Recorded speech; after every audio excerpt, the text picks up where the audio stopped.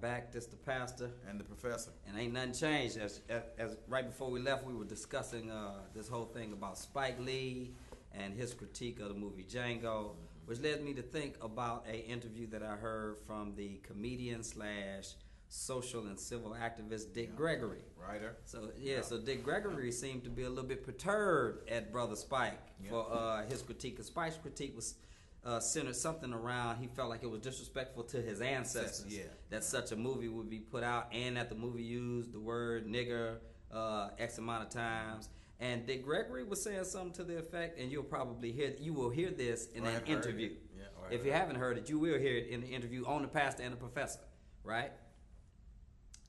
And so what he said, as we have heard, was that he could not believe that Spike would say such a thing about Django, having made some of the movies that he has made, as if Malcolm X and Zoot Suit, as if that didn't disrespect our ancestors. So, what is it about this whole notion of black art that certain people who seem to have been progressive and productive in it seem to be trying to pigeonhole it? Because for me, Django was a movie that is the epitome of a motion picture. So I left there, my wife and I left there, and I think I took my son. I think my son was with us too. And so for me, I said, when I talked to my mother immediately after the movie, I said, I just wrestled with every emotion that I had during that movie. So some of the stuff in the movie I loved, some of the stuff in the movie I didn't like. Some of the stuff in the movie made me think. Some of the stuff in the movie made me laugh. Some of that stuff in the movie stirred me to the point of anger and frustration and even almost tears, And that just seems to be the epitome of a motion picture. So I'm puzzled as to how somebody who, this makes me think about the conversation we have oftentimes about artistic freedom. So as an artist, how could Spike say not to use the word nigga? And then Dick Gregory also says, as we have heard, that how many times was the word nigga used in Lincoln?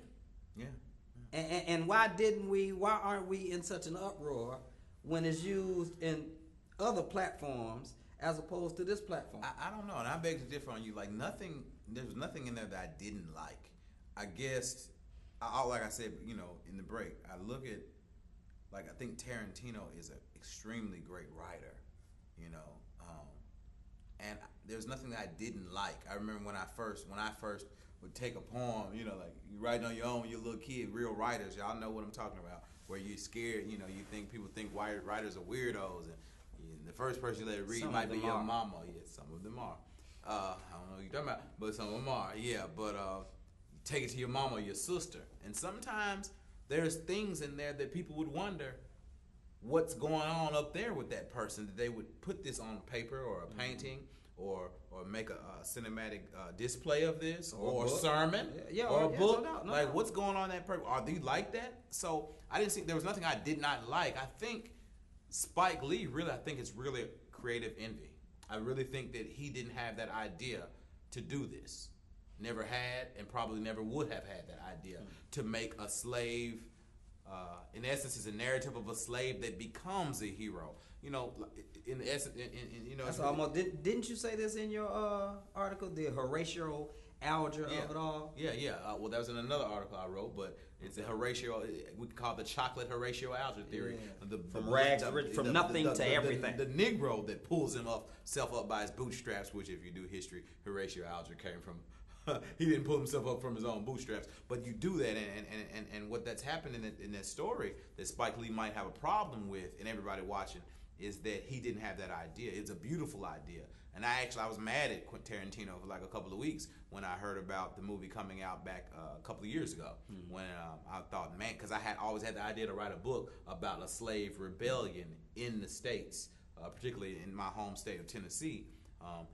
Where there would have been some Django type art or Catcher Freeman type characters. Right. But I think what's happened with this is Spike Lee, no one has the monopoly on anyone's tale. Right. As a Negro, I can tell a Jewish tale. Right. And once you start to tell what you can and cannot tell, why is Tarantino? Spielberg used nigga in Color Purple. Well, it was in the text of The Color Purple, Alice Walker's text. Well, Who cares how you're using nigger, whether it was 1858 or it's going to be 2058? That is a part of the English lexicon. Shout out to Toure for mentioning that in the interview that's on the Pastor and Professor. Yes, it's a part of the English lexicon. Yeah. Bitch, shit, goddamn, asshole, motherfucker is part of the English lexicon. How it's used in content and the appropriateness of it, it is what it is. And then how it's used in context. So the context of it. This is what Tarantino says in one of the interviews. He says, does anybody think that the word is used more in that movie than it was used in the time that the movie is portraying? Nobody would argue that. No. And I think that it is used. If anything, he didn't use it enough. Right, right. So I think it's used with the same type of tenacity, intensity, diction, and articulation that it would be used to project the same type of emotions. Mm-hmm. So some of those emotions are legitimate. But one of the things that I can continue to applaud about the movie is it seems to be centered around some legitimate concept of when and where these types of activities have taken place throughout human history. In fact, the Daily Mail reporter published something on the 19th of January about a legendary African-American Wild West marshal who allegedly arrests over 3,000 outlaws and kills 14 men. His name is Bass Reeves. So the irony, whether it's irony or whether this is some type of intellectual pursuit of information that Tarantino goes on, the reality of it is what I can appreciate. Mm-hmm. So even or Dangerfield Newby, the oldest black, the oldest person in the Harper's Ferry raid with John Brown. In essence, it's literally. And I don't know why Tarantino does this, and I don't think he's a plagiarist of any sorts. Mm-hmm. I do believe he's a very bright individual, so he's probably privy to Bass Reeves. Bass Reeves, and I know he's privy to probably Dangerfield Newby. I just was privy to him maybe a couple of weeks ago. But in essence, he went. Only reason he was fighting, only reason he was on the Harper's Ferry raid, that rebellion, that slave revolt, was because he was trying to get his wife. You see what I'm saying? Just like Django. Right. They found him dead when he died. He was the oldest member of the raid. He was, I want to say 36, 37. And they found him with a note in his pocket from his wife saying, is there any way you can, in essence, basically, baby, come save me, buy my freedom, I need your help. So, and Spike acts like and the funny thing about Spike Lee, and a lot, and not just Spike, because I love Spike Lee, most of his works, but black scholars, particularly because in the scholarly realm, it's a different even level of everything is attacked, whoever does anything has to do with blackness. But don't think that you're the only person that knows black history and the only person that respects the history of the black American or the African American, whatever you want to call it. And don't disrespect Tarantino as an intellectual. This was a beautifully made movie in that what he did for the Jews, he redeemed the niggas or the blacks or the African Americans or the Negroes or the coloreds in Django by allowing them to kill their oppressor. Like Hitler was the symbolism or the metaphor for not only what Hitler couldn't have killed all 6 million Jews because he didn't like Jews. Right. It was participants in that. And what he did in Inglourious Basterds, he does in Another Tale with Django by having the subordinated, dehumanized individual get redemption on their oppressor. And what I want to do, I want to take violently at that. I want to take a hermeneutical turn. I want to take a turn on our lens of interpretation, because this movie inspired me to put together a sermon series. And one of the things that I brought up in the sermon series that I call Jesus Unchained. So I spell Jesus like Django, but of course the D is silent. And so one of the things that I brought up then that I think Tarantino does is force us to have to wrestle with some of the harsh and ugly realities of American history. Mm-hmm. Yeah. And I think that may be the precipice for all of the frustration. Yeah. That here we are now, that this artistic expression has us grappling with what slavery must have been like, what was the impact of it. And I mean, that is a gory movie. So one of the things I was saying I didn't like, what I mean by I didn't like is I didn't enjoy it. Yeah. So it's not that I was against it or thought he shouldn't have had it, but it was just so gory, man. But that's a trope of him. Right. All of his movies are that no doubt, gory. No doubt. Comically almost.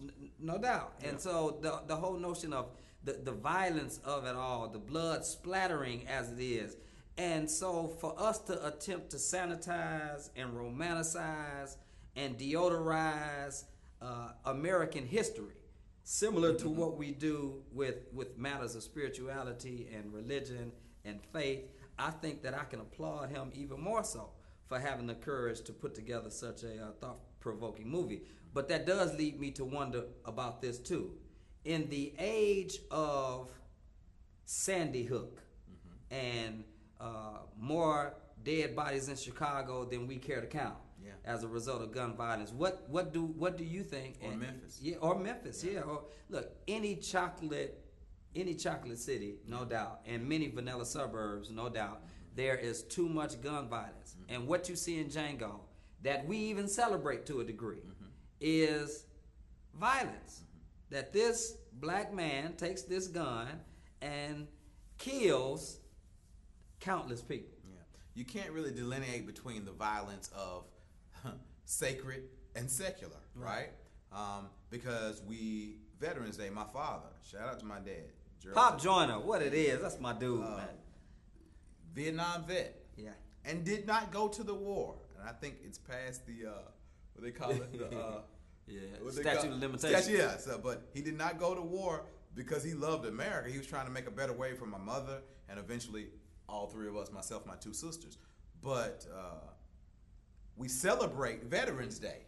Right. A lot of these veterans killed folks who was fathers and mothers and daughters and children. Some of them were innocent. Our nation and the world in general, these nations are built upon violence. So when you see that happening, you have to figure out what you're going to do about what violence is celebrated or sacred, or what violence has got to be demonized. And I think that's a hard thing to do. And we're going to talk more about that in just a second. We got to take another break to get some more shout outs. We'll see you very, very shortly. In 2 and 2, like Chuck Woolridge.